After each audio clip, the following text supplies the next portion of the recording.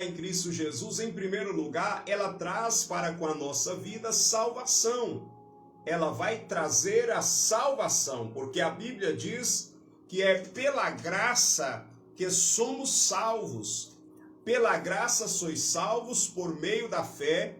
Isso não vem de vós, é dom de Deus. É um presente de Deus. Então, por essa graça que é definida como um favor, um bem merecido, aleluia, nós recebemos a salvação das nossas almas, a vida eterna como um presente de Deus. E o que nós precisamos fazer é tão somente crer e receber essa graça que traz para a nossa vida a salvação. Mas em segundo lugar, nós vamos perceber que a graça, irmãos, ela é tão maravilhosa que ela vai trazer muitos outros benefícios na vida, glória a Deus, daquele que está em Cristo. Aqui está o apóstolo Paulo declarando para Timóteo: tu, pois, meu filho, ou tu, pois, filho meu. Timóteo, como um filho espiritual, ministerial do apóstolo Paulo, está recebendo de Deus uma palavra dizendo: tu, pois, filho meu, fortifica-te na graça. Então, na graça, primeiro, a salvação para a nossa vida, mas por meio dessa graça, há também, a Bíblia revela aqui, como fortalecimento espiritual. Fortalecimento. Essa linguagem de fortalecimento ou fortifica-te é uma linguagem, inclusive, militar, né? Geralmente, os militares têm um lugar forte e muitas vezes eles vão redobrar, né, a segurança naquele ambiente forte para que os inimigos não tenham na sua estratégia de guerra contra esses soldados, esses militares, não tenha êxito, os inimigos não tenham êxito para lhes trazer a destruição. No combate contra os soldados, então esse lugar forte, esse fortalecimento daquela fortaleza ou do lugar forte, torna difícil ou impossível o inimigo derrotar aquela pessoa que tem esse lugar forte, que tem esse fortalecimento.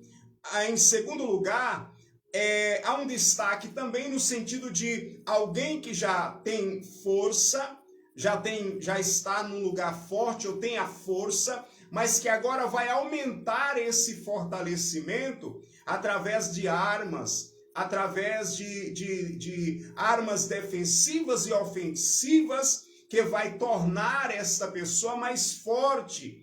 Glórias a Deus, em meio ao combate. Bendito é o nome do Senhor. Quero saudar aí nas redes sociais o pastor Anderlei Batista, a irmã Fabiana chegando no Facebook. Agora nós estamos somente através do Facebook. Amém, queridos? A live lá do YouTube caiu, então nós estamos apenas aqui através do Facebook, tá bom? Olha só, meus irmãos, então esse termo fortifica-te na graça quer dizer, você pode aumentar as suas armas de defesa, você pode se tornar mais forte através de um exercício ou através de armas a mais que você vai passar a ter, aleluia, se tornando mais forte em meio à batalha. E aí nós vamos perceber no capítulo de número 2, versículo 3 e 4, que o apóstolo Paulo vai exemplificar Timóteo e aqueles que estão em Cristo como um soldado. Então, ele começa dizendo, fortifica-te na graça, ou seja, adquira mais fortalecimento, mas aonde? Na graça. Esse fortalecimento, irmã Fabiana, do crente, do cristão, aleluia, não é ele pagando, vamos dizer assim, ele vai pagar por esse fortalecimento, não. Esse fortalecimento é na graça, esse fortalecimento é no favor, no bem merecido que Cristo nos concede. Ou seja, quando alguém se posiciona para servir a Deus, quando alguém se posiciona, ele recebe a graça de Deus, a salvação de Deus. Quando alguém recebe o Senhor Jesus Cristo na sua vida, a salvação e a vida eterna, ele não fica apenas nessa parte dessa bênção da vida eterna e da salvação, mas ele pode também trabalhar e servir a Deus, e fazer a vontade de Deus, e cumprir uma missão que Deus tem confiado, porque aquele que está em Cristo, ele se torna um soldado de Cristo. Aquele que recebe a vida eterna, agora ele também vai receber a incumbência de se tornar um soldado, de se tornar alguém que vai servir a Cristo, que vai fazer a obra de Cristo, mas para ele fazer essa obra, ele precisa de fortalecimento. E esse fortalecimento, para ele se tornar mais forte, para ele ter mais fortaleza, para ele ter mais estrutura, para ele ter mais poder, né, e força na batalha, ele vai alcançar tudo isso na graça. É no favor de Deus. Pastor, como que é isso? Deixa eu lhe dizer. Aleluia, eu não sei o que você está passando ou o que você está enfrentando. Mas certo é que aquele que está em Cristo, ele enfrenta lutas e batalhas por conta da sua fé. Por conta da nossa fé, nós vamos enfrentar lutas, vamos enfrentar batalhas. E dependendo como você estiver e eu estiver, como nós estivermos, se nós não tivermos esse fortalecimento, certas batalhas vai machucar. Certas batalhas vai tornar a pessoa vulnerável. Certas batalhas correm o risco, inclusive, de fazer o cristão cair. Então, quando Paulo está dizendo assim, Timóteo, você tem uma incumbência, você tem uma missão, algo que foi confiado sobre os seus ombros. E diante das perseguições que eles estavam enfrentando naquele período, por conta do Império Romano que se levantava contra a Igreja de Cristo naquela época, se ele não buscasse ou não tivesse esse fortalecimento, se não se fortificasse na graça, iria cair. Naquele período, cristãos estavam sendo tentados a se desviar da fé. Por conta das aflições, por conta das tribulações, por conta das perseguições. E essa questão de perseguição, de aflição, de tribulação, não é algo novo para o crente, não é algo novo para o cristão, porque o próprio Cristo declarou lá no no Evangelho de João, capítulo 16, versículo 33, tenho-vos dito essas coisas para que em mim tenhais paz. No mundo tereis aflições, mas eu venci o mundo.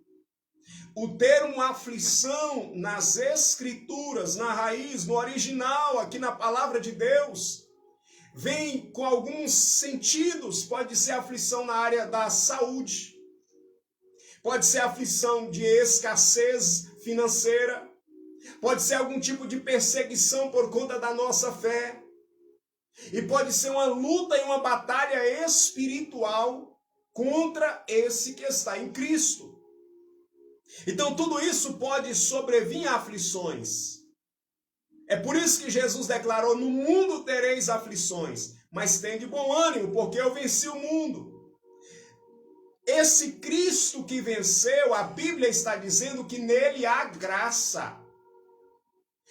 Nessa graça há um tipo de arma para que o soldado de Cristo venha lutar e vencer, para que você que está enfrentando lutas e batalhas venha lutar e vencer. É o que o texto está dizendo. Tu, pois, meu filho, fortifica-te na graça. Pastor, como eu posso acessar essa graça? Irmão Isaac, como eu posso acessar essa graça para me receber esse fortalecimento? Pedindo, orando, buscando a Ele. Através da sua fé, porque a salvação você recebe A salvação é pela graça, a vida eterna é pela graça, mas recebemos por meio da fé. Então você precisa crer, nós precisamos crer que há uma fortaleza, que há um fortalecimento em Cristo Jesus para mim e para você, e que você vai receber, aleluia, glórias a Deus, por causa do favor dele, por causa da bondade dele para com a sua vida.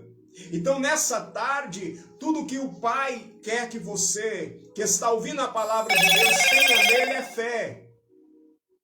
Creia nele, creia na palavra dele, creia no poder dele e entre na presença dele em oração, porque há um fortalecimento em Cristo Jesus, na graça dele para você e para a sua família. É um favor. Sabe aquela situação que você está enfrentando e está dizendo assim, eu não vou aguentar lutar e vencer essa luta. Eu não vou suportar essa situação. Mas aí a Bíblia está dizendo para mim e para você nessa tarde, tu, pois, meu filho, fortifica-te na graça. Na graça você recebe o poder para vencer. Na graça você recebe a força para lutar e vencer. Na graça, aleluia, aquele que está em Cristo Jesus recebe a condição de vencer. Um certo dia Paulo estava enfrentando uma aflição muito grande. O famoso espinho na carne, conforme a palavra de Deus diz. E a Bíblia diz que ele não queria viver, enfrentar aquela situação, ou passar por aquilo. Ele pediu, Deus, retira isso de mim. E o Senhor disse, não, eu não vou retirar, porque há um propósito. Há um propósito em você estar passando por isso. Há um propósito de você estar enfrentando essa situação. Então, eu não vou tirar esse espinho.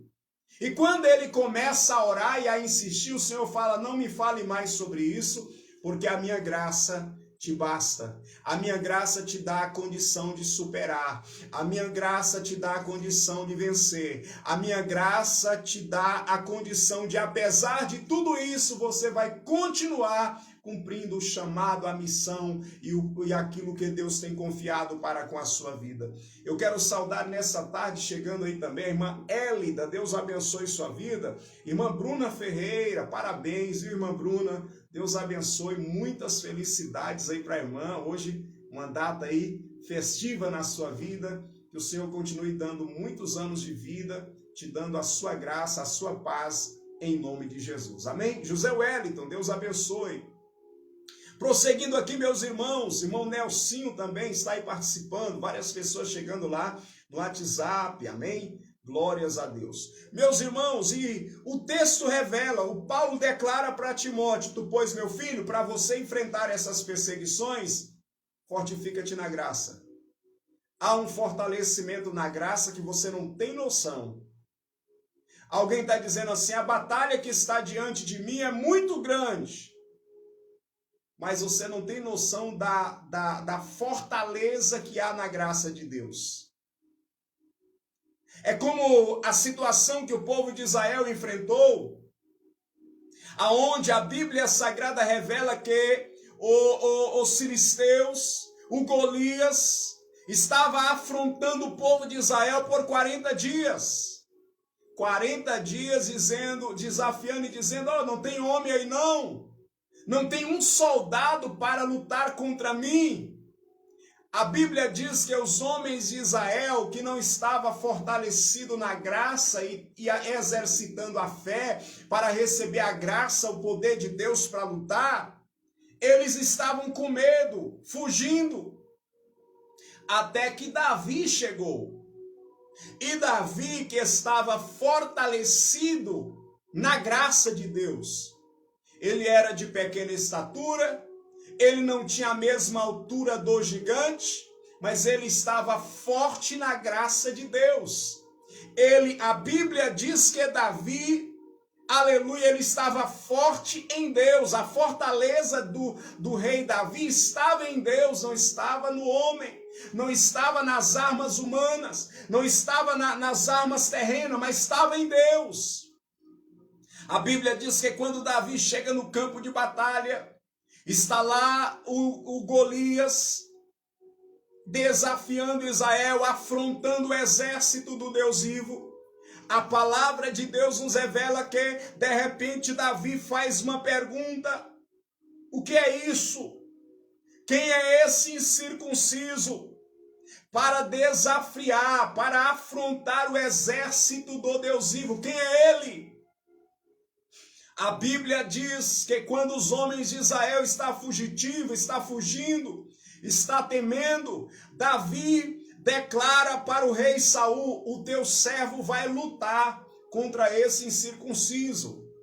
Interessante que Davi nunca chamou Golias de gigante. Davi chamou ele de incircunciso. Incircunciso é sem aliança. Porque Davi estava confiado, irmão, não nas armas terrenas, mas ele estava confiado na aliança que o povo de Israel tinha com Deus. Ele estava confiado na graça de Deus e pela fé ele estava acessando a graça de Deus e entendendo que na graça de Deus há um poder a ser liberado para que o povo de Deus venha lutar e vencer todas as batalhas. A Bíblia Sagrada diz que Davi, ele estava confiando não em si, mas estava confiando em Deus. Ele estava olhando e não para o gigante, mas aquele que estava acima daquele gigante, acima do Golias, que é o Deus Todo-Poderoso, Criador dos céus e também da terra.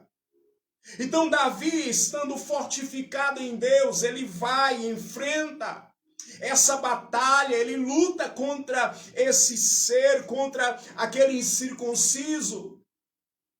Detalhe, usando armas simples, a qual ele estava acostumado a usar, mas lançando mão e acessando a arma espiritual, a graça de Deus, o poder de Deus e a sua fé.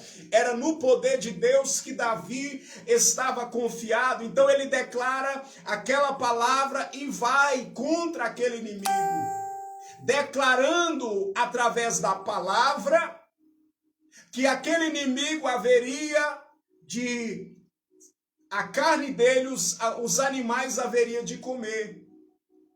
E a Bíblia diz que Davi, ele vai contra o gigante. Os irmãos, os ouvintes que lê a Bíblia, que conhecem a história, ele gira, a pedra que estava na funda e lança. Quando ele lança aquela pedra, a Bíblia Sagrada revela que aquela pedra, ela ganha, por certo, uma força extraordinária da unção de Deus, da graça de Deus, do poder de Deus que estava na vida de Davi. Acertou a fronte do gigante e ele tombou, ele caiu por terra.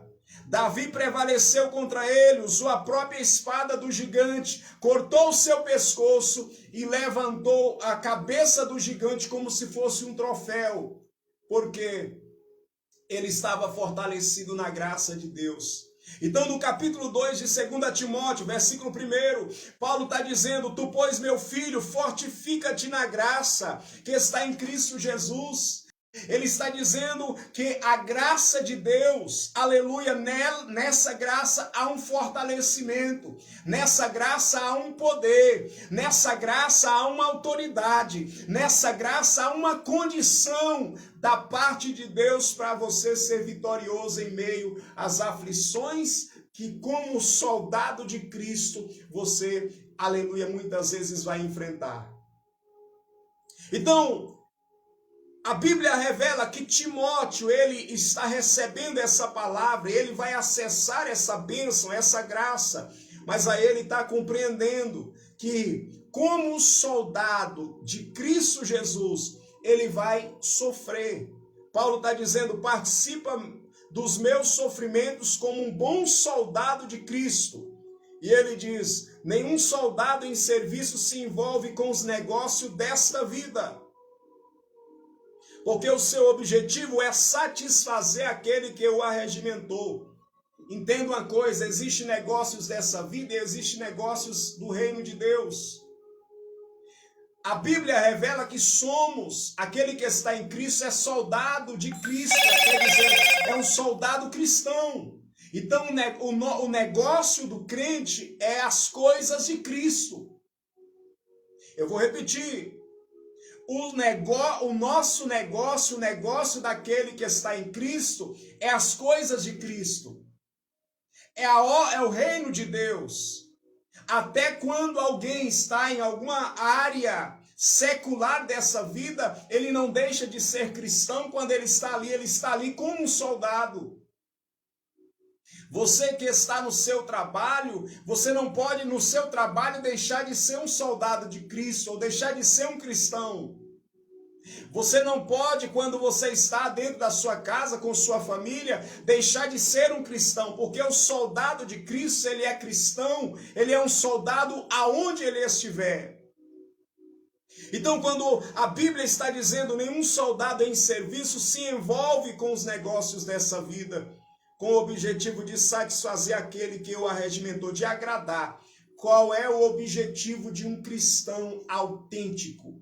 Qual é o objetivo de um servo de Deus? Qual é o objetivo daquele que está em Cristo? É agradar a Deus. É todo dia acordar. É todo dia estar no seu coração com o objetivo: eu quero agradar a Deus. Eu quero glorificar a Cristo. Quando há uma pergunta para aquele que é um soldado de Cristo, qual é o seu desejo, qual é o seu objetivo? Ele diz: agradar a Deus. Eu quero agradar aquele que me chamou. Eu quero agradar aquele que me salvou. Eu quero agradar aquele que me escolheu. Eu quero agradar aquele, aleluia, que me resgatou com o seu próprio sangue. Porque a Bíblia Sagrada revela no livro de 1 Coríntios 6, 19 e 20. Porque fomos comprados por bom preço. Portanto, glorificai a Deus no vosso corpo, a qual pertence a Deus, e vocês não são de vocês mesmos, vocês são de Cristo.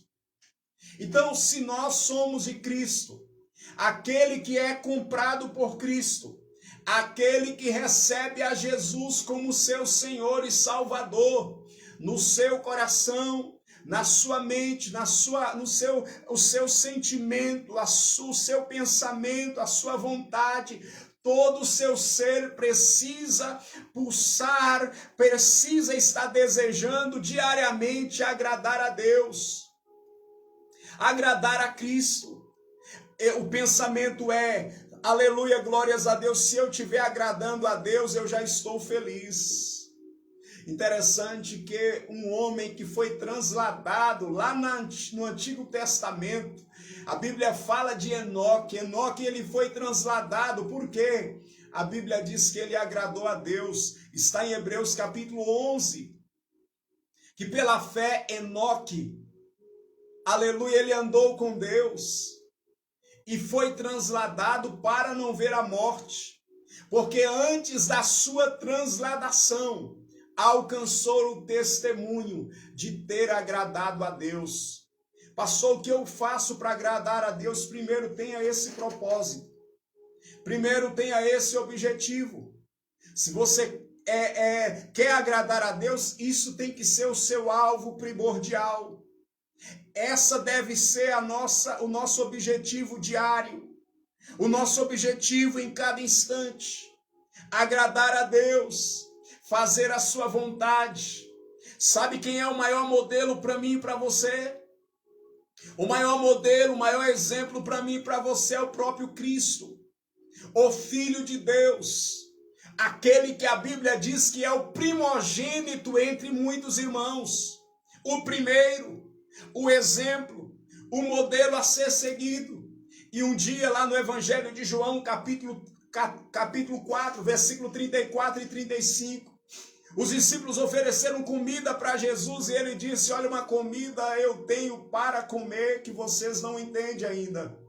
E ele declara dizendo: a minha comida e a minha bebida é fazer a vontade daquele que me enviou.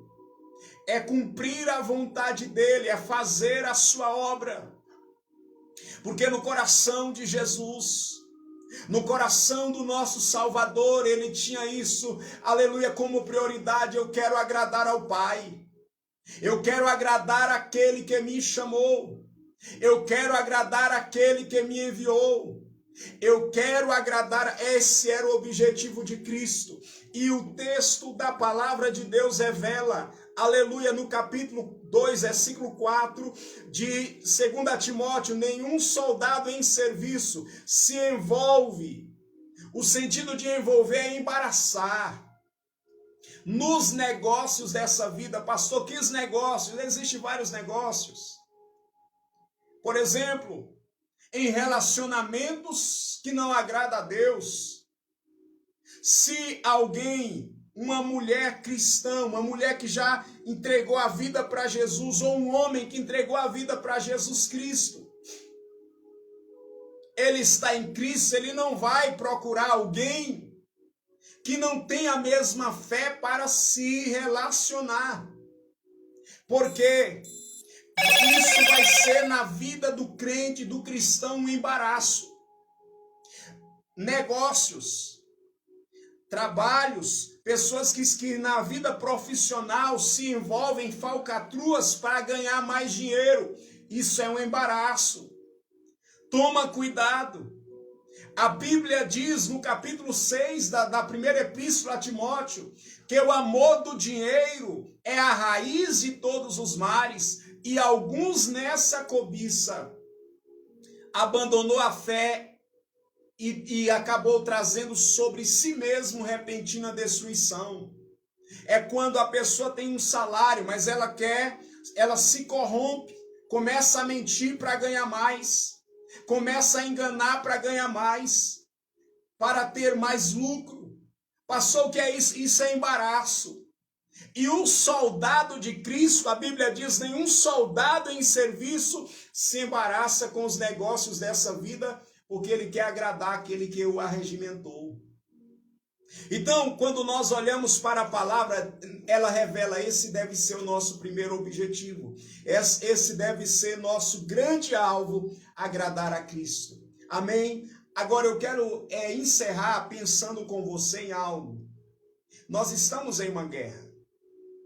O soldado, ele tem o objetivo de lutar, de combater, de batalhar.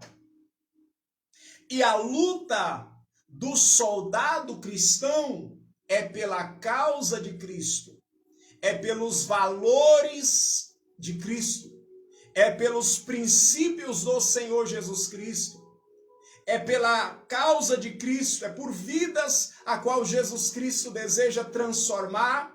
E o soldado de Cristo é um instrumento de Deus nessa batalha. E o soldado de Cristo, ele está representando Jesus Cristo.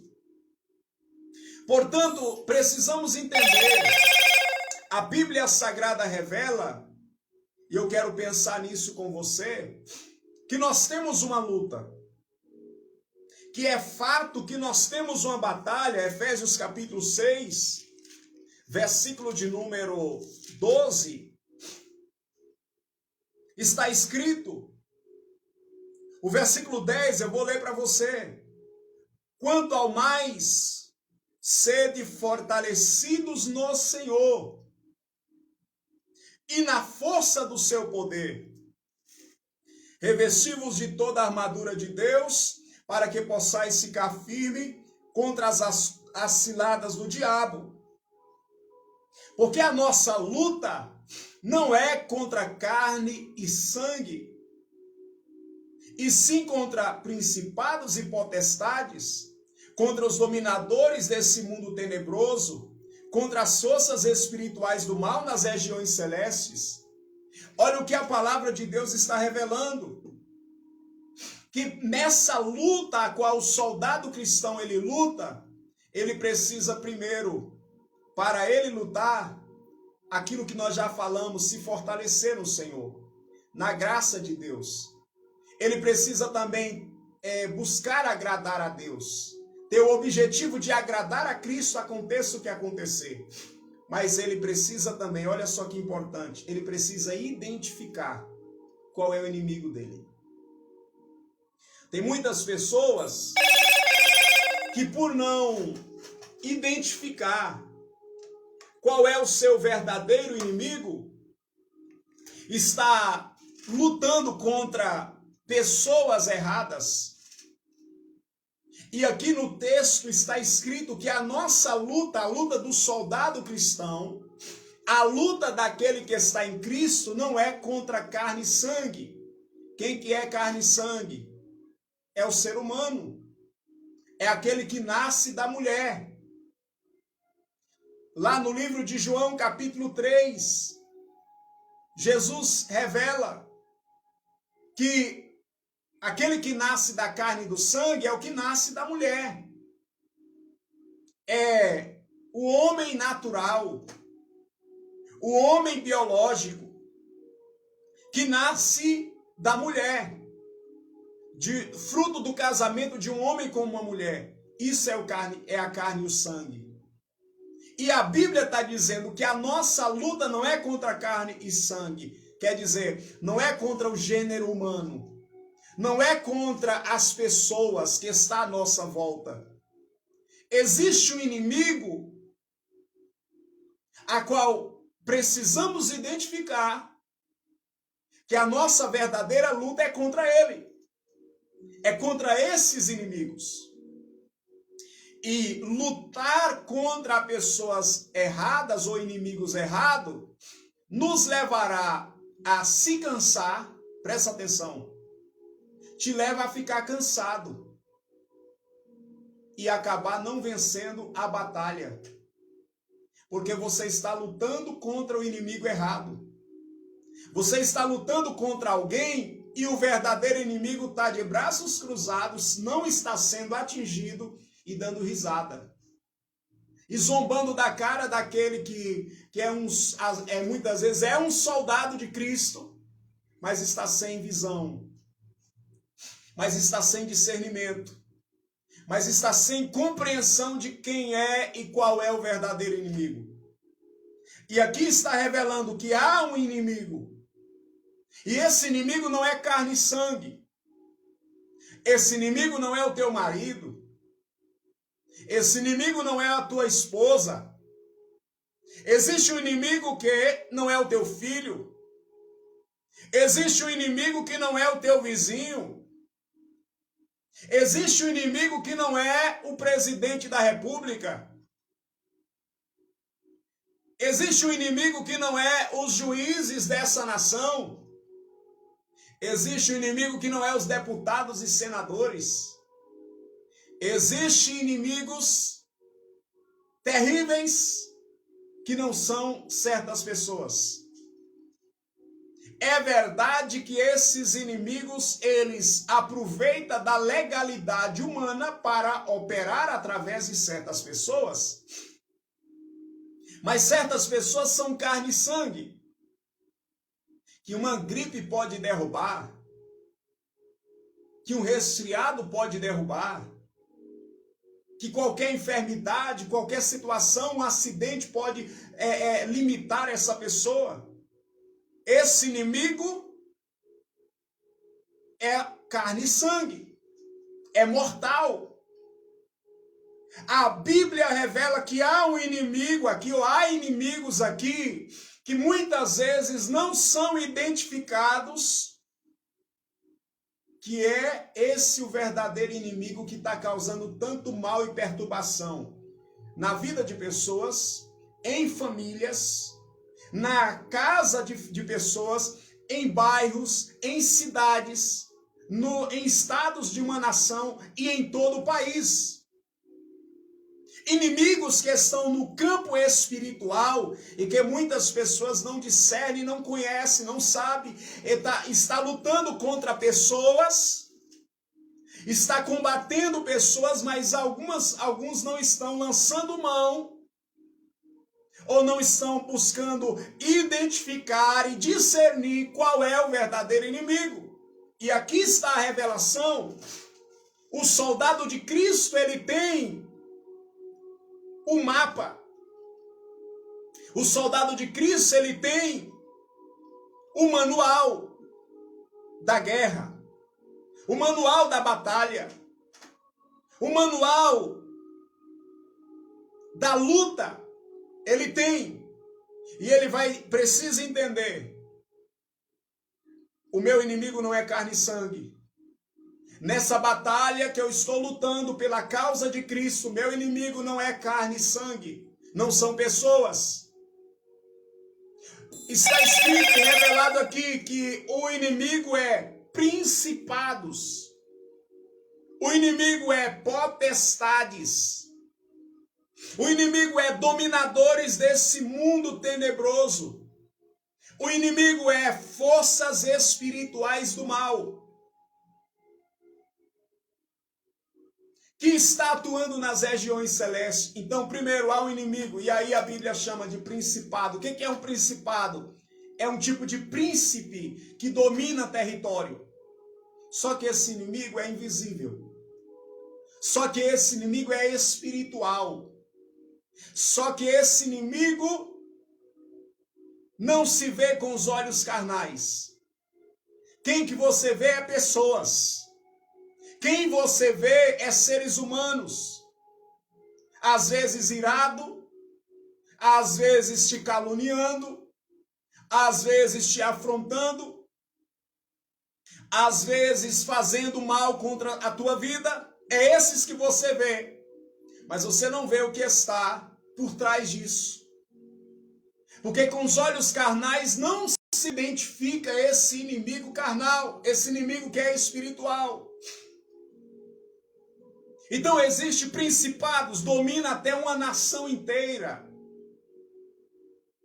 Nesse território chamado Brasil, existem seres espirituais, que é chamado de principados, que quer fazer imperar no país corrupção, violência, imoralidade, incredulidade, idolatria, o ódio. Esse inimigo quer fazer, quer imperar tudo isso na nação. Esse inimigo quer fazer pai ficar contra filho. Ele quer fazer as famílias ficarem divididas e começar a agredir umas às outras. Esse inimigo quer destruir casamento. Esses inimigos querem estabelecer aquilo que é contrário à palavra de Deus. É isso que está por trás no mundo espiritual. É isso que está acontecendo. Esse é o verdadeiro inimigo, não é as pessoas. Tem pessoas que são só uma porta, um instrumento de Satanás. Desses inimigos que está por trás de muita coisa. Esse inimigo quem que é? Potestade, é como se fosse um governador de área. É como se governar, o principado governa como que uma nação, a potestade é como se governasse um estado, que está abaixo daquele que é o principado. Dominadores desse mundo tenebroso são seres espirituais que dominam cidades, regiões de um estado. E as forças espirituais do mal, que são vários, que domina bairros, que domina ruas, que domina famílias, que domina aquilo que as organizações criminosas, organizações na área da idolatria, que impera na área da idolatria, da prostituição, da destruição, que trabalha só para destruir família. São seres espirituais que estão por trás, no mundo espiritual. Esses são os nossos verdadeiros inimigos, que você e eu devemos identificar e lutar. O seu inimigo não é o teu marido. Eu volto a dizer, o seu inimigo não é o seu filho, não é a sua esposa. O seu inimigo, entenda essa verdade bíblica aqui, não é os governantes, o prefeito da cidade em primeiro lugar, não é o governador de estado, não é o presidente da república, não é os juízes que atuam nessa nação, não é os deputados. Esse não é o seu maior inimigo. O maior inimigo é seres espirituais que está por trás de tudo isso, trabalhando para estabelecer o pecado, a iniquidade, as transgressões, as abominações e as blasfêmias em uma nação. Porque quando isso é estabelecido, aí está a ruína de um povo. Quando eu falo que é a ruína de um povo, porque a Bíblia diz que o pecado, a iniquidade, a transgressão, as abominações, as blasfêmias, é a ruína, é a desgraça dos povos. Então, precisamos identificar o inimigo. Segundo, é necessário, além de identificar o inimigo, identificar o lugar de luta, a geografia, a jurisdição. E a Bíblia aqui revela que há uma jurisdição, uma geografia, um lugar de luta. E esse lugar de luta, em primeiro lugar, não é numa praça de uma cidade. Em primeiro lugar, não é aqui, não é dentro de casa. Não é, em primeiro lugar, necessariamente dentro dos templos. Qual é o lugar de luta? É uma região que é chamada de as regiões celestiais. O que é as regiões celestiais? É o lugar, são lugares no mundo espiritual. Você pode estar na sua casa, mas você pode acessar as regiões celestiais. Você pode estar no seu trabalho, mas você pode estar acessando e lutando nas regiões celestiais. Você pode estar dentro da igreja, dentro de um templo, junto com os demais irmãos e acessar a região celestial, as regiões celestiais. Você pode estar aonde estiver. Ah, pastor, eu não estou de joelho, mas você pode acessar as regiões celestiais deitado, sentado, andando. Mas você precisa entender essas verdades bíblicas, precisamos entender e começar a nos mover e lutar no lugar certo. Lutar na região, na jurisdição certa. Pastor, como eu faço isso? É quando você entende que você está lutando em uma dimensão que não é física, que não é em primeiro lugar, é espiritual. Você luta contra seres espirituais, você também luta em uma região que ela é espiritual, mas no campo natural você pode estar em qualquer ambiente, e ali você pode lutar. Por isso que a Bíblia diz: orai sem cessar. Por isso que a Bíblia fala que é um dever de orar sempre e nunca esmurecer. Por isso que a Bíblia diz que a palavra de Cristo habite em você ricamente. Algumas pessoas perguntam: pastor, por que tanta pregar a palavra, jornada bíblica, leitura bíblica, meditação bíblica? Porque essa oração, jejum, incentivo. Por quê? Por quê? Porque nós estamos em uma batalha e que existe armas para vencer no mundo espiritual, nessa jurisdição. Você não vence com a metralhadora. O máximo que uma metralhadora, que um revólver, que uma arma pode fazer é matar carne e sangue. É tirar a vida de carne e sangue, mas não tira a vida de seres espirituais. Não consegue expulsar seres espirituais com a arma natural, com a arma física. É por isso que antes de vencer qualquer batalha no físico, é necessário vencer no espiritual. Aliás, quando você vence pela fé, pela oração, pela palavra de Deus no campo espiritual, quando alcançamos em Cristo vitória no espiritual, as coisas alteram no campo físico. Tem situações que não há necessidade nem de usar armas físicas, carnais. Porque quando no espiritual você alcança vitória, alcançamos vitória em Cristo Jesus no campo espiritual, as coisas alteram no físico e muitas coisas vão mudar e você fala: mas como? Parecia que esse problema era tão grande, mas como você alcançou vitória no campo espiritual, as coisas já mudaram no físico, porque, aleluia, antes de alterar o visível, tem que alterar algo no invisível.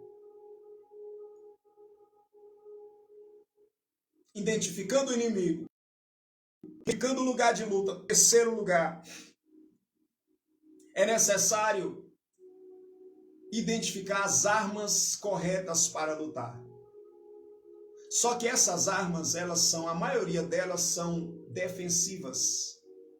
Segundo Efésios capítulo 6, do 12 em diante, do 10 em diante, revela que as armas defensivas são mais do que as armas ofensivas. Porque mais importante que atacar é importante estar posicionado corretamente e se defender. E para se defender, a palavra de Deus ensina que a gente precisa estar cingido com a verdade. Então, na nossa vida precisa haver a verdade, não mentira. Todo engano, toda falsidade tem que sair da vida daquele que luta nessa batalha espiritual.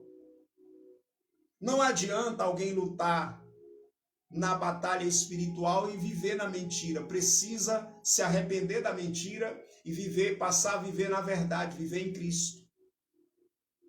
Segundo lugar, é necessário a couraça da justiça. O que é a couraça da justiça? É a justiça. É a prática da justiça. É estar justificado pela fé e viver na prática da justiça. Terceiro, é necessário também estar calçados os pés com a preparação do Evangelho. É vestido pelo Evangelho, andando de acordo com o Evangelho de Cristo, os ensinos de Jesus. Isso é estar calçados com a preparação do Evangelho. Nós não podemos apenas pregar, precisamos também agir. Em quarto lugar, o capacete da salvação é o que? A proteção para a mente, a certeza da salvação. Isso protege a sua mente. E por último, a arma ofensiva, para mim e para você usar para vencer, que é a palavra de Deus. A Bíblia diz, as Escrituras nos ensinam, que devemos tomar também a palavra de Deus. Quando Satanás veio tentar Jesus, lá no deserto, a Bíblia diz que ele venceu utilizando a palavra de Deus, dizendo, está escrito, está escrito, está escrito. Por quê? Cristo era a palavra e a palavra estava dentro dele. Como é, pastor, que nós podemos vencer essa batalha espiritual? Lutando com a palavra de Deus. Se for para abrir a boca para falar asneira, fica calado. Mas se é para abrir a boca, fale a palavra de Deus. Se é para abrir a boca, falar tudo de acordo com a palavra de Deus. Porque se falarmos de acordo com a palavra de Deus, então Deus vai nos respaldar. Deus vai te respaldar. Essa é a palavra do Senhor nessa tarde. Olha, poderíamos ir um pouco mais além aqui, mas o nosso tempo findou. Mas fique com essa palavra, com esse discernimento que Deus está lhe dando. Antes de lutar contra carne e sangue, antes de esse combate carnal, é importante lutar, lançando mão e usando as armas espirituais. Pastor, aonde? Em casa, no trabalho, é numa praça, é na igreja, aonde você estiver, usando as armas espirituais. A palavra de Deus. Pastor, mas eu estou pregando a palavra e parece que não está tendo efeito. Fale somente a palavra de Deus. Porque transmitir a palavra é uma missão minha e sua. Convencer o homem é uma obra do Espírito Santo de Deus. Pai, em nome de Jesus, te louvo, te agradeço por esse privilégio, por essa alegria em poder transmitir a tua palavra. Peço que o Senhor, pelo poder e a obra do teu Espírito, o Senhor continue trabalhando em cada coração. A tua palavra foi entregue, a tua palavra foi compartilhada, mas eu quero orar para que as vidas que tenha recebido nessa tarde venham a viver, Senhor, uma grande transformação, alcançar vitória por meio dessa revelação que o Senhor tem dado para cada um, e que em Cristo Jesus cada um possa testemunhar daquilo que o Senhor está fazendo e fará na sua vida, em o nome de Jesus Cristo. Oramos também pela tua filha que está completando mais um ano de vida. Abençoa, fortalece, direciona, aleluia, concede a tua graça e a tua paz, em o nome de Jesus. Amém e graças a Deus. Que Deus abençoe sua vida. Estamos encerrando programação Compartilhando Vida, trabalhando pela sua verdadeira felicidade.